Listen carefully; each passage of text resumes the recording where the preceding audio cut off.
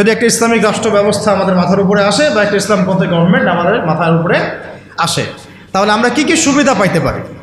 অনেকে হয়তো মনে করেন যে এটা থাকলেও যা, না থাকলেও তা। তো অনেকে আবার এগুলো নিয়ে আলোচনা করেন না বা করেন না, এতে করে এটা মাথা থেকে মাইনাস হয়ে গেছে। একটা বিষয় বুঝেন, এটা আসলে আমার একটা বুঝ আর কি, নিজের মতো করে বলছি আর কি। একটা বিষয় কি, একটা বিষয়ের অভিজ্ঞতা মানুষের না থাকলে সেই বিষয়টার মর্ম এহমিয়ত কিন্তু মানুষ বুঝে। যেমন ধরেন আমরা যারা এখনও কক্সবাজারে কেউ যায় নাই, তাকে আপনি যতই বলেন যে সমুদ্রটা এমন, সমুদ্রটা ওই রকম, সমুদ্রের পাড়ে দাঁড়ালে এমন হয়, ওইখানে এত এইরকম বাতাস থাকে, মেরিন ড্রাইভ রোডটা এইরকম, সে কিন্তু কল্পনায় আনবে, কিন্তু সে কিন্তু উপলব্ধি করতে পারবে না। বুঝতে পারছি কথা? সিমিলারলি আপনি শুনেছেন যে মদিনা এমন, মক্কা এমন, কখনো যান নাই, আপনি কিন্তু উপলব্ধি করতে পারবেন না। রাষ্ট্র ক্ষমতায় আমরা দাড়িটুপিওয়ালা মানুষরা সংখ্যাগরিষ্ঠতা নিয়ে, হ্যাঁ, একেবারে পুরা রুটির টুকরাটা আমরা কখনো পাইনি এ পর্যন্ত। পেয়েছি কি বিগত প্রায় 50, 60, 70 বছরে? তাহলে আমরা কিভাবে জানবো যে সেটার এহমিয়তটা কী, সেটার গুরুত্বটা কী, সেটা থাকলে আমরা কি করতে পারি? ওটা তো আমার অভিজ্ঞতা নাই, তো আমার কি নাই, আমার অভিজ্ঞতা নাই তো।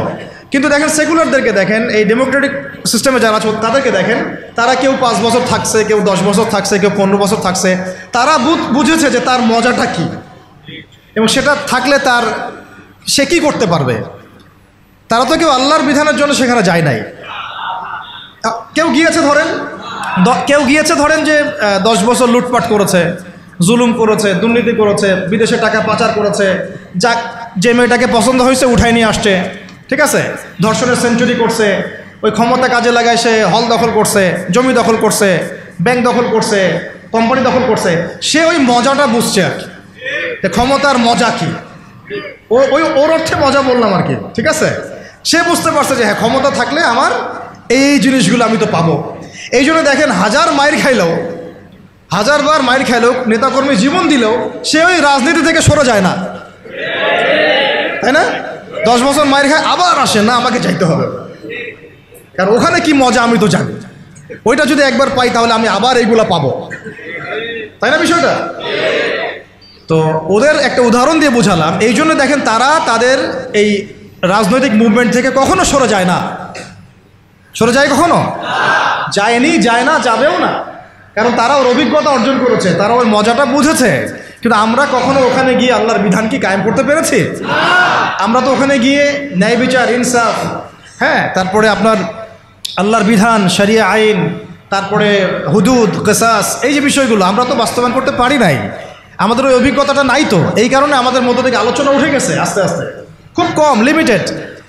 কিন্তু আমরা যদি একবার ওখানে যেতে পারি, তখন দেখবেন আপনারাও বা আমরাও ওইটা ছাড়তে চাবো না, কারণ আমরা জানি ওখানে গেলে ইসলামকে কত বড় পরিসরে কায়েম করা যাবে ইনশাআল্লাহ, তাই না? আমরা ইসলামিক সেন্সে বলছি, আমরা ওখানে গেলে বুঝতে পারবো যে আমরা কত বড় পরিসরে ইসলামের খেদমত করতে পারবো ইনশাআল্লাহ। যেহেতু আমরা যেতে পারি নাই, তাই আমাদের মধ্যে ওই অভিজ্ঞতাটা কিন্তু এখন অর্জিত হয় না। এই কারণে আলোচনাগুলোর দরকার, যে ওখানে গেলে কি পেতে পারেন বা সুফলটা কি হতে পারে, আর না গেলে কি কুফলগুলো হচ্ছে। শুধু পয়েন্টগুলো বলবো। 1 নাম্বার, যদি একটা ইসলামিক সরকার আমাদের মাথার উপরে আসে এবং একটা ইসলামপন্থী রাষ্ট্র আমরা সামনে কায়েম করতে পারি, সামনে বলতে হতে পারে 5 বছর পরে, 10 বছর পরে, যদি কায়েম করতে পারি ইনশাআল্লাহ, তাহলে সর্বপ্রথম আমরা পুরো দেশে সালাত কায়েম করতে পারবো। সালাত কায়েম করতে পারবো, কায়েম। আমরা এখন নামাজ পড়ি, তাই না? নামাজ কায়েম করি ব্যক্তি জীবনে, পারিবারিক জীবনে, কিন্তু আমরা জাতিগতভাবে কিন্তু নামাজ কায়েম করতে পারি না। আপনি তো চার্জ করতে পারছেন না। আমাদের মুরব্বী ওলামা কেরাম অনেকে এখানে আছেন, যে কয়েক বছর আগেই মদিনায় যারা নামাজ পড়তো না, দোকান খোলা থাকতো না আমাদের সময়, তাদেরকে ধরে নিয়ে যাইতো না, গারামা দিত, গারামা, জরিমানা, অনেকে তো পিটাইতো, জেলও দিত, অনেকে ওই মরুভূমিতে গিয়ে রেখে দিয়ে আসতো, হেঁটে আয়তো শাস্তি। মানে নামাজ যদি রাষ্ট্র চায় তাহলে জনগণকে পড়াতে পারে, রাষ্ট্র যদি চায় জনগণকে মাস্ক পরাইতে পারে না? হ্যাঁ, তো রাষ্ট্র যদি চায় তাহলে জনগণকে নামাজও পড়াইতে পারবে ইনশাআল্লাহ। আর যারা বুঝে না তাদেরকে শিখাইতে পারবে, যারা নামাজ পড়তে জানে না তাদেরকে আমরা ইসলামিক সেন্টারে পাঠাইতে পারবো, তরবিয়ত দিতে পারবো, ওলামায়ে কেরামের সোহবতে নিয়ে এসে শিখাইতে পারবো, তাই না? কিন্তু আপনি এটা রাষ্ট্রীয় উদ্যোগে এখন আর করতে পারবেন না। এটা ব্যক্তি জীবনে সীমাবদ্ধ হয়ে থাকে তখন। তো ব্যক্তি জীবনে থাকলে তো আপনি পড়লেও কি না, মানে পড়লে কেউ চার্জ করার নাই, না পড়লেও কেউ চার্জ করার নাই। এটা আপনার ব্যক্তিগত বিষয়ের সাথে নিসবত হয়ে গেল, কিন্তু জাতিগতভাবে কিন্তু নামাজ কায়েম হলো না। কিন্তু নবী সাল্লাল্লাহু আলাইহি ওয়াসাল্লাম কি মসজিদে কোনো সাহাবী না আসলে বা আসতে না পারলে খোঁজ দিতেন না? ওমর রাদিয়াল্লাহু আনহু খোঁজ দিতেন না? ওখানে কি এমন কোনো মুসলিম ছিল যিনি নামাজ পড়তেন না? তো এই একটা বিষয়, যেখানে আমরা কিন্তু এটা করতে এখনো পারি না। আপনি বলছেন 90% মুসলিমের দেশ, দেখেন 70% নামাজ পড়ে না। শুধু নামাজ না, তখন আপনি চাইলে প্রাইমারি লেভেলে, প্রাইমারি স্কুলে কোরআন শিক্ষা বাধ্যতামূলক করতে পারতেন না? হাই স্কুলে আরবি ভাষা শিক্ষা বাধ্যতামূলক করতে পারতেন, কোরআনের কিছু অনুবাদ তো বাধ্যতামূলক করতে পারতেন, সিলেবাসভুক্ত করতে পারতেন।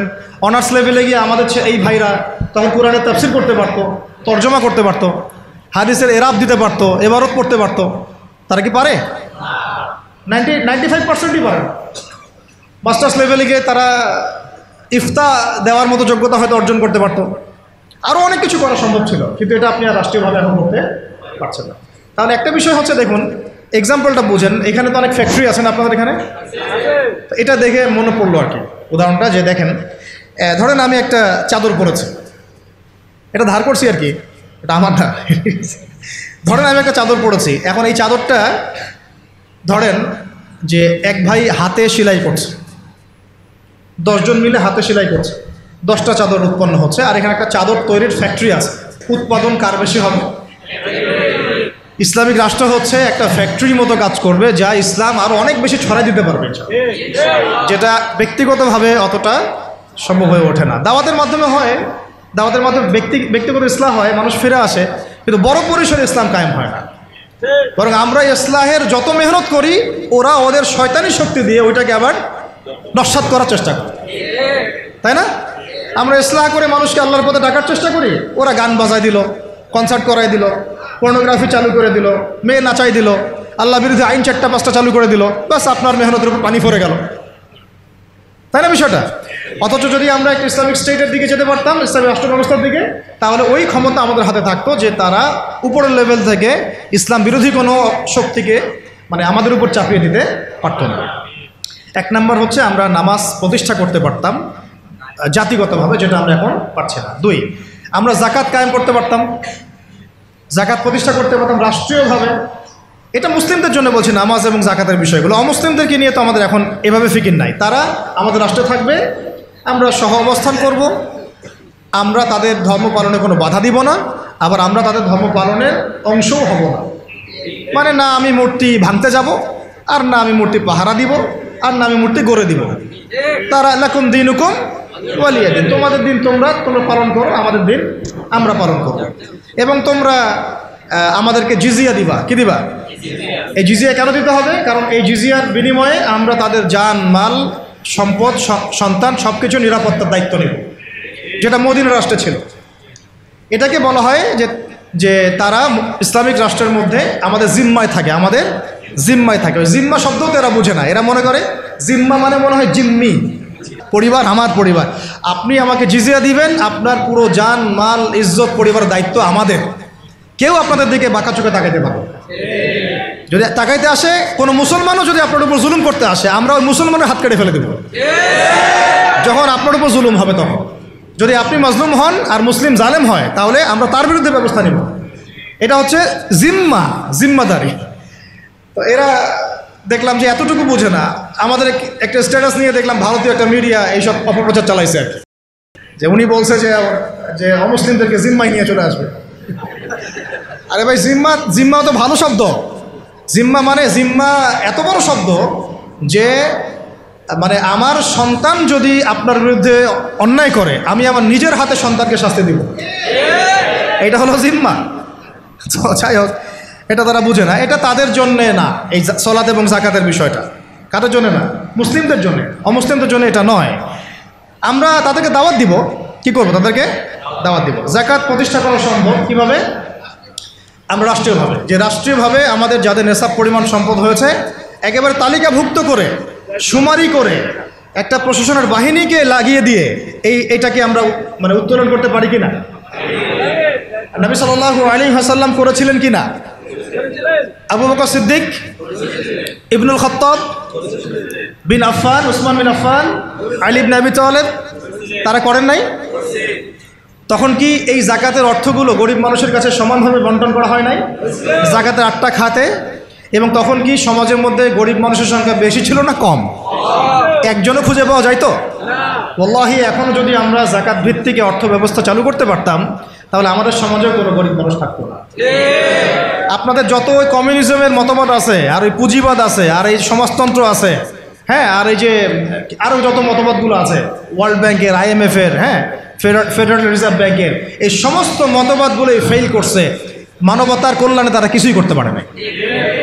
মানবতার কল্যাণে প্র্যাকটিক্যালি কাজ করে দেখিয়েছেন নবী মুহাম্মদ সাল্লাল্লাহু আলাইহি ওয়াসাল্লাম কিভাবে ইসলামী এবং যাকাত ভিত্তিক অর্থ ব্যবস্থার মধ্য দিয়ে সমাজের দরিদ্র মানুষের হক আদায় করতে হয়, এটা তিনি দেখিয়ে দিয়েছেন।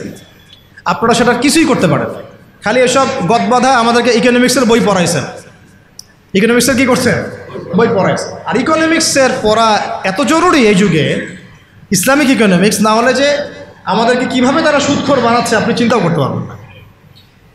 সাম্য তো কায়েম করতে পারেনই নাই, ইনসাফ তো করতে পারেনই নাই, বরং মানুষকে খাইয়েছেন রিবা, সুদ, ঘুষকে জায়েজ করছেন, দুর্নীতি হয়েছে, টাকার মান কমানো বাড়ানো নিয়ে ইনফ্লেশন করেছেন, গরিবের রক্ত চুষে খাইছেন, হ্যাঁ, একটা অংশ দিন দিন ধনী হয়েছেন, বাকি অংশকে গরিব বানাইছেন। মানুষের রক্তচোষা, শ্রমিকদের রক্তচোষা, গরিবদের রক্তচোষা অর্থনীতি দিয়েছেন মানুষকে। এবং এর ফলে মানে বৈশ্বিক জুলুম আপনারা প্রতিষ্ঠা করেছেন এই অর্থনীতি সিস্টেমের মধ্য দিয়ে। এইটা নিয়ে কথা বলতে গেলে আমার 1 ঘন্টা সময় লাগবে, এটা আমি অন্য একদিন বলবো ইনশাল্লাহ। শুধু এই টপিকের উপর কথা বলবো ইনশাল্লাহ, যে বর্তমান অর্থ ব্যবস্থার ধোঁকাবাজি, বর্তমান অর্থ ব্যবস্থার, অর্থনৈতিক সিস্টেমের ধোঁকাবাজি আপনি শুনলে আপনার চোখ কপালে চলে যাবে। আসলে যারা কম জানে ওরা ঘুমাইতে পারে শান্তিতে, যারা আসলে জানে তারা ঘুমাইতে পারে, বুঝছেন? আসলে সত্য কথা এটাই। এত ধোঁকাবাজি হয়েছে অর্থনীতির মধ্যে, এমনভাবে গরিব মানুষকে নির্যাতন করা হয়েছে, এমনভাবে ওদের রক্ত চোষা হয়েছে। আল্লাহর কসম করে বলতেছে, বাংলাদেশের বেশিরভাগ মানুষ এটার হদিসই নাই, তারা জানেই না। এবং এর পিছনে আছে ওই পশ্চিমা পরাশক্তি আর ওই ইসরায়েল এবং আমেরিকার শক্তি, এরাই কাজগুলো করছে সারা ওয়ার্ল্ডে। আল্লাহ পাক আমাদেরকে বোঝার তৌফিক দান করে। এখন এই যাকাত ভিত্তিক অর্থ ব্যবস্থা প্রতিষ্ঠা করা কিন্তু এখন ব্যক্তিগতভাবে সম্ভব নয়। ব্যক্তিগতভাবে সম্ভব, রাষ্ট্রীয়ভাবে যদি রাজনৈতিক ক্ষমতা আমরা যেতে পারতাম ইসলামপন্থীরা, তাহলে এটা সম্ভব ছিল ইনশাআল্লাহ। 3 নাম্বার দেখুন যে আমাদের যে বাজার আছে, বাজার বলতে 2 রকম বাজার, একটা হচ্ছে আঞ্চলিক বাজার, একটা হচ্ছে বিশ্ব বাণিজ্য। এই দুটো বাজারের মধ্যে হারাম আছে না, হারাম পণ্য আছে না, মাপে কম দেওয়ার বিষয় আছে না, সিন্ডিকেট আছে না, থার্ড পার্টির তেলেসমাতি আছে না, এই সমস্ত বিষয়গুলোকে আমরা নিয়ন্ত্রণ করতে পারছি না। কিন্তু ইসলামী অর্থ ব্যবস্থা থাকলে বা ইসলামী বাজার ব্যবস্থা থাকলে, ইসলামিক যদি আমরা কী বল সাম্যের ইকোনমি যদি আমাদের সামনে থাকতো, তাহলে আমরা এই প্রত্যেকটা হারামকে বন্ধ করতে পারতাম ইনশাআল্লাহ। আমরা এই মজুদদারিগুলো বন্ধ করতে পারতাম, আমরা সিন্ডিকেট বন্ধ করতে পারতাম, আমরা এই যে ইনফ্লেশন বন্ধ করতে পারতাম, আমরা এই বাজারের যে জুলুমগুলা, দুর্নীতিগুলো, এগুলো বন্ধ করতে পারতাম। এগুলো কিন্তু আমরা বন্ধ করতে পারছি না, বরং ইনস্ট্যান্ট শাস্তির আওতায় আনা সম্ভব ছিল, আমরা এটা করতে পারতাম মাত্র ইসলামিক বিধান না থাকার কারণে। আল্লাহ পাক আমাদের বোঝার তৌফিক দান করেন। তারপরে দেখুন 4 নম্বর হচ্ছে আমাদের পুরো অর্থ ব্যবস্থায়, এটা ভালো করে বোঝেন, পুরো অর্থ ব্যবস্থায় ইকোনমিক সিস্টেমের মধ্যে 3টা জিনিস খুব মোটা দাগে আছে। একটা হলো জুলুম, একটা হলো খেয়ানত, একটা হচ্ছে দুর্নীতি। কি বললাম? জুলুম, খেয়ানত, দুর্নীতি। এই 3টা আমরা দূর করতে পারি নাই আমাদের অর্থ ব্যবস্থা থেকে। যদি ইসলামিক অর্থ ব্যবস্থা থাকতো, যাকাত ভিত্তিক, সাদাকা ভিত্তিক, কৃষি ভিত্তিক, শিল্প ভিত্তিক, হালাল বাণিজ্য, আঞ্চলিক এবং বৈশ্বিক, তাহলে দেখতেন ইনশাআল্লাহ সমস্ত জায়গা থেকে জুলুম, তারপরে আপনার এই খেয়ানত এবং এই দুর্নীতি একটাও স্থান পেত না। কারণ এটাতে জনগণকে আমরা তখন আল্লাহর কাছে জবাবদিহি করতে বাধ্য করতাম এবং আল্লাহ পাকের বিধান অনুযায়ী বিচার ফয়সালা করতাম। আল্লাহ পাকের বিধান অনুযায়ী বিচার ফয়সালা করা হতো, তখন তারা এই সাহসটা পেত না। 5 নম্বর হচ্ছে দেখুন যে ইসলাম বিরোধী যত মতবাদগুলো আছে, যেমন ধরেন কয়েকটার কথা তো বললাম, যেমন ইসলাম বিরোধী অনেক মতবাদ, আসলে তারা তো বুঝতে পারেন না যে কমিউনিজম একটা ইসলাম বিরোধী মতবাদ, সেকুলারিজম একটা ইসলাম বিরোধী মতবাদ। এইগুলো তো পলিটিক্যাল, এর বাইরে সামাজিক অনেক ব্যাপার আছে, যেমন ইসলাম বিরোধী বিভিন্ন মতবাদ সংস্কৃতি, কাদিয়ানি মতবাদ ধরেন, তারপরে ইসাই মুসলিমদের ফিতনা, ইসলাম বিরোধী যত মতবাদ, যেমন এই কমিউনিজম বা so-called communism, so-called democracy, so-called secularism, বা এই যে LGBT, তারপরে রিবা, কাদিয়ানি মতবাদ, NGOদের সুদের ফিতনা, ইসাই মুসলিমদের ফিতনা, যত ইসলাম বিরোধী মতবাদগুলো আছে এইগুলোকে রাষ্ট্রীয়ভাবেই আস্তে আস্তে আস্তে মিটিয়ে ফেলা সম্ভব ছিল। কিন্তু ইসলামী রাষ্ট্র ব্যবস্থা না থাকলে এটাকে আপনি মেটাতে পারবেন না, বরং তারা সমাজে আধিপত্য বিস্তার করার চেষ্টা করবে এবং তারা ফ্লুয়েন্টলি তাদের মিশনে কাজ করতে শুরু করবে, যেটা আমরা দেখেছি তারা কাজ করছে। কাদিয়ানিদেরকে কেউ ঠেকাচ্ছে কি? না। ইসাই মুসলিমদের ফিতনা কি কেউ ঠেকাতে পারছি? আমরা হয়তো দাওয়াত দিতে পারছি, বুঝাতে পারছি, ওদের এলেমের এগেনস্টে আমরা আমাদের এলেম জাহির করতে পারছি, মোনাজারা হচ্ছে, কিন্তু ওদের উপর কোনো কঠোর ব্যবস্থা কিন্তু আমরা গ্রহণ করতে পারছি না। ওটা ব্যক্তিগতভাবে সম্ভব হচ্ছে না, কিন্তু রাষ্ট্র থাকলে আমরা পারতাম। LGBT, যে ওরা বলছে LGBT বইয়ের মধ্যে নিয়ে আসতেছে, রাস্তায় মানববন্ধন করছে, অধিকার চাচ্ছে, আইন পাস করতে বলছে, সমকামিতার আইন পাস করতে বলছে, সুদ তো আগেই হালাল করে ফেলছে তারা, মদের লাইসেন্স তো এগুলো আগেই দেওয়া হয়েছে, পতিতালয়ের লাইসেন্স আগেই দেওয়া হয়েছে। আর ইসাই মুসলিমরা কাজ করতেছে, শুধু NGOরা কাজ করতেছে, কাদিয়ানিরা কাজ করতেছে। আমরা কি এগুলোর একটাও গোড়ার থেকে কেটে ফেলতে পারছি? আচ্ছা, তো এটা আমরা পারতাম যদি আমাদের কাছে ইসলামী শাসন ব্যবস্থা বা ইসলামী একটা ইমারা বা একটা খেলাফা রাষ্ট্র থাকতো। এই জিনিসগুলো আমাদেরকে বুঝতে হবে। আল্লাহ পাক বোঝার তৌফিক দান করুন। কয়টা বলছি? 5টা। 6 নম্বরটা খুব বেশি ইম্পর্টেন্ট। এটা আমাদের জন্য খুব বেশি ইম্পর্টেন্ট এই কারণে যে এটা জাতির মেরুদণ্ড। আমাদের জাতির মেরুদণ্ড কি? শিক্ষা।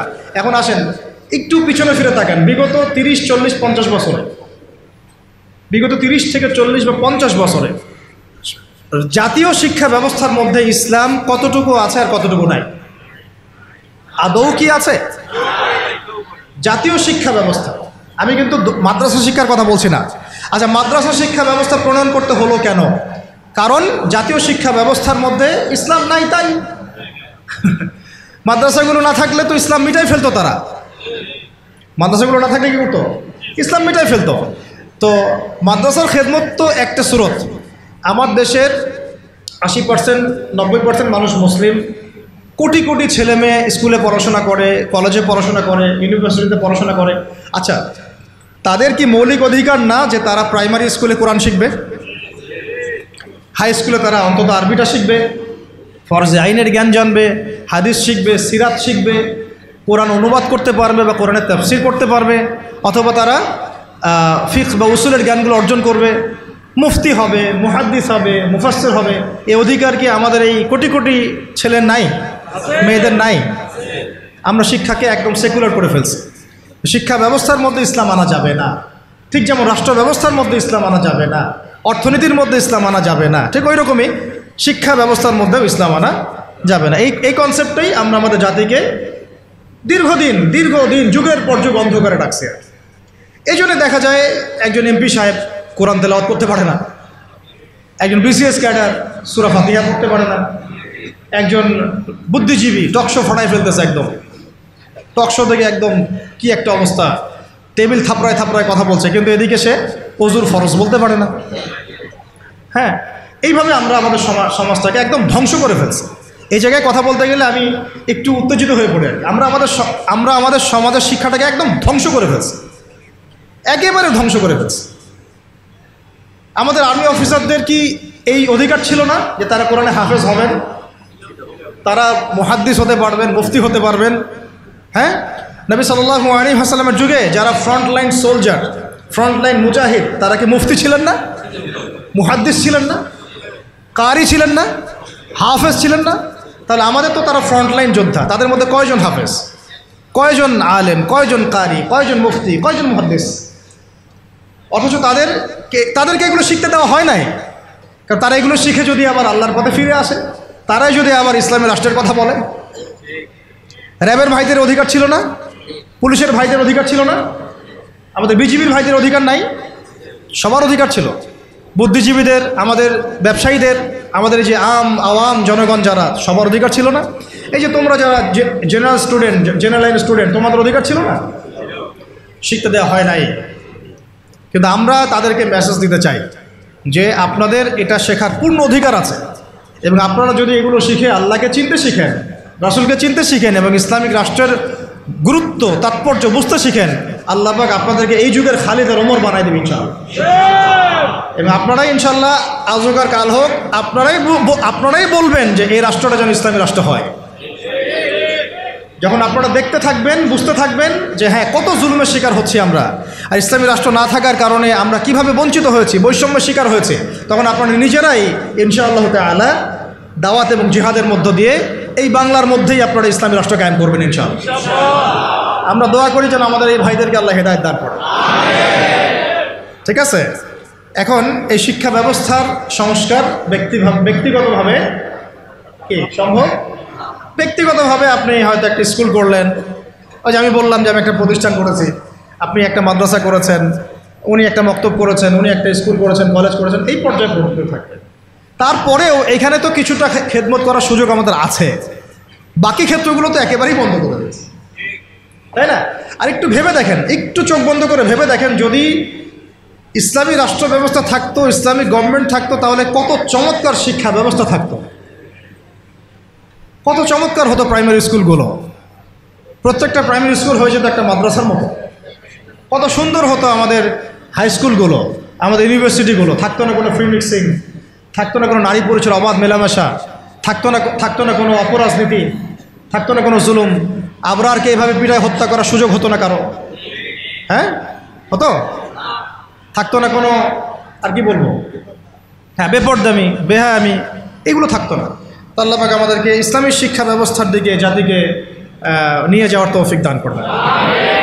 আর এটা না থাকলে কি হবে? না থাকলে দিন বিবর্জিত শিক্ষা ব্যবস্থা চালু করা হবে, যেটা চালু করা হয়েছে। 7 নম্বর হচ্ছে, যদি আমরা ইসলামিক রাষ্ট্র গঠন করতে পারতাম, তাহলে ব্যাপকভাবে মসজিদ, মাদ্রাসা, ইসলামিক সেন্টার, হ্যাঁ, তারপরে ইসলামিক বিশ্ববিদ্যালয়, একদম আল আজহারের মতো, মদিনা বিশ্ববিদ্যালয়ের মতো, দারুল উলুম দেওবন্দের আদলে অনেক বড় বড় প্রতিষ্ঠান আমরা দেশের মধ্যে করতে পারতাম। বাইরের কান্ট্রিগুলো থেকে স্টুডেন্টরা এসে আমার দেশে পড়াশোনা করে, কিন্তু এটা কি আমরা কিন্তু করতে পারি না। বরং উল্টা দেখবেন, যদি এটা না থাকে তাহলে কি হচ্ছে, ব্যক্তিগত পর্যায়ে আপনাকে কাজ করতে হবে। এছাড়া বরং আমরা এমন একটা অবস্থা চলে যাব যে অন্যের কাছে হাত পাততে হবে আমাদেরকে একটা প্রতিষ্ঠান করার জন্য। আর রাষ্ট্র থাকলে রাষ্ট্রই দায়িত্ব নিত। টিচারদের বেতন দিবে রাষ্ট্র, ওস্তাদদের বেতন দিবে রাষ্ট্র, ইমাম সাহেবদের বেতন দিবে রাষ্ট্র, তাদেরকে গাড়ি দেওয়া হবে, তাদেরকে ফ্ল্যাট দেওয়া হবে, তাদের তো অধিকার আছে, তাদেরকে রেশন দেওয়া হবে, তাদেরকে দেশের সম্পদ হিসেবে গড়ে তোলা হবে, এবং জাতির আকীদা আমলের সংস্কারের জন্য তাদেরকে রাষ্ট্র কাজে লাগাবে। বরং রাষ্ট্র একটা গঠনমূলক সিলেবাস প্রণয়ন করবে, যেটা পড়লে সবার মধ্যে যে মিসকনসেপশনসগুলো দূর হয়ে যাবে। সম্ভব ছিল? হয় নাই। আচ্ছা, এরপরে আসেন 8 নম্বর হচ্ছে যে আমাদের দেশের একটা অন্যতম গুরুত্বপূর্ণ ক্ষেত্র হচ্ছে কৃষি এবং শিল্প, তাই না? কৃষি এবং শিল্প। তো কৃষি এবং শিল্পের মধ্যে দুর্নীতি হয় নাই? কম না বেশি? তো এই দুইটা সেক্টর এত বেশি গুরুত্বপূর্ণ, যেটা রাষ্ট্রের অর্থনীতি গড়ার মূল কারিগর বলা যায়। তো এই কৃষি এবং শিল্পের সমস্ত দুর্নীতিকে বন্ধ করা সম্ভব ছিল যদি ইসলামী রাষ্ট্র ব্যবস্থা থাকতো, যেটা আমরা করতে পারি নাই। কৃষক ভাইদেরকে অধিকার দেওয়া হয় নাই। যে পণ্যটার দাম এখানে 100 টাকা, দেখবেন সেই বেচারা বিক্রি করছে 10 টাকায়। কৃষকের সাথে সরাসরি সরকারের সম্পর্ক নেই, মাঝখানে বহু থার্ড পার্টি আছে। তাহলে ওদের উপর জুলুম হচ্ছে না? যে শ্রমিকের আপনি গার্মেন্টসে বেতন দিচ্ছেন 10,000 টাকা, 12,000 টাকা, এই পণ্যগুলোকে এক্সপোর্ট করে তারা কোটি কোটি টাকার বিজনেস করছে। তো তাদের এবং রাষ্ট্রের মাঝখানে একটা কি আছে, মধ্যস্থতা করার একটা মাঝখানে থার্ড পার্টি আছে। এই মাঝখানে অনেক টাকা পয়সা গায়েব হয়ে যাচ্ছে একবার উপরে। এর উপরে যাচ্ছে না, যাচ্ছে কানাডায়, সুইজারল্যান্ডে, সুইস ব্যাংকে, অমুক জায়গায়, তমুক জায়গায়। হ্যাঁ, তো এই যে গরিবের রক্তচোষা অর্থনীতি, এটা বন্ধ করা যেত যদি আমরা ইসলামী রাষ্ট্র ব্যবস্থা প্রণয়ন করতে পারতাম। কি লম্বা হয়ে যাচ্ছে নাকি? আচ্ছা, 25টা পয়েন্ট বলবো আপনাদেরকে ইনশাআল্লাহ। কয়টা? আজকের মতো 25টা, আরও আছে। যখন কিতাব আসবে ইনশাআল্লাহ তখন আরও 50টা 100টাও পাবেন ইনশাআল্লাহ। কয়টা বলছি? 8টা। হ্যাঁ, 8টা না? 8টা। 9 নম্বর লিখেন 9 নম্বর হচ্ছে যাবতীয় অপসংস্কৃতিকে রুখে দেওয়া সম্ভব ছিল, যেমন স্টার জলসা, জি বাংলা, পরকীয়া শেখানো হয়, জেনা শেখানো হয়, মদ খাওয়া শেখানো হয়, হ্যাঁ, তারপরে ওই যে গুন্ডা মাস্তানি করাকে হিরোর রোল দেওয়া হয়, আর আমাদের ছেলে পেলে ওইটাকে ফলো করে। সমকামিতাকে প্রমোট করা হচ্ছে, এলজিবিটিকে প্রমোট করা হচ্ছে, এখন তো ট্রান্সজেন্ডারকে প্রমোট করা হচ্ছে। তো এই জিনিসগুলোকে এবং পর্ন সাইটগুলা এগুলোকে বন্ধ করা সম্ভব ছিল রাষ্ট্রীয় উদ্যোগে, কিন্তু আপনি ব্যক্তিগত উদ্যোগে এটা করতে পারবেন না। আচ্ছা, 9 নম্বর হচ্ছে এটা কথা। 10 নম্বর হচ্ছে এটা খুব গুরুত্বপূর্ণ, খুবই গুরুত্বপূর্ণ, সেটা হচ্ছে ইসলামী রাষ্ট্র ব্যবস্থা যদি না থাকে তাহলে এই যে অনলাইন এবং অফলাইনে যত প্রিন্ট এবং ইলেকট্রনিক মিডিয়া আছে এদের মিথ্যাচার আপনি বন্ধ করতে পারবেন, এদের ইসলাম বিদ্বেষ আপনি বন্ধ করতে পারবেন না, এদের শয়তানি আপনি বন্ধ করতে পারবেন না। ওই প্রথম আলোর সামনে গিয়ে আপনি গরু জবাই করেন না যাই করেন, ওর কিছুই যায় আসবে না, কিছু যায় আসবে না, ছেলে মানুষই হবে একটা, ওর কিছু যায় আসবে? শয়তানের এগুলোতে কিছু যায় আসে নাকি?